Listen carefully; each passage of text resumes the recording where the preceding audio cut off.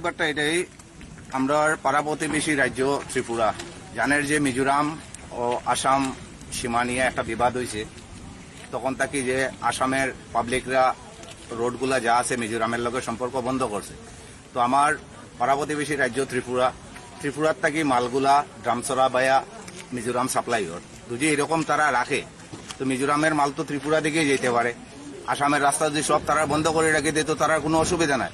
আমরা চাই আর যে ত্রিপুরার যে কানেকশনটা আছে, মালের লেনদেনটা আছে, এটা টোটালি মিজোরামের লগে বন্ধ থাকতো। আর যদি বন্ধ না রাখুন, আমরা একটা সময়সীমা দেওয়া আছে, আমরা এই সময়সীমার ভিতরে যদি কোনো উত্তর না পাই তাহলে আমরা রাস্তার বইতে বাধ্য হইব যে ত্রিপুরা আর আসামের যেটা রোড আছে রোড অবরোধ করবো। শুধু কি সড়ক পথ না রেল পথ করবো?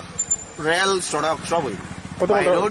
কত ঘন্টা সময় দিয়েছেন আপনারা নির্ধারণ করে? 12 ঘন্টা সময় দিচ্ছি। আর আসামের মিত্র রাজ্য ত্রিপুরা আজকে আমরা আসামের যেরকম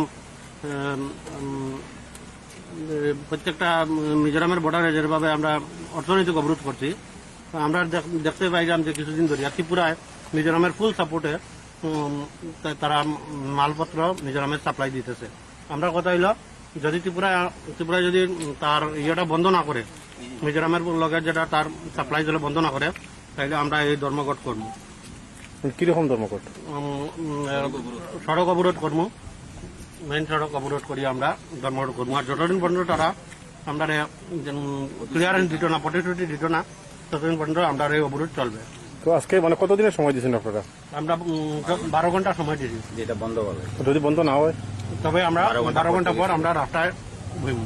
মানে ওই অবরোধটা কতদিন থাকবো আপনারা? অনির্দিষ্টকাল, যত সময় এটা এই যে বন্ধটা করা আপনারা মানে কোন সংগঠনের পক্ষ থেকে না? আমরা আসামের জনসাধারণ আসামের হিতে করলাম।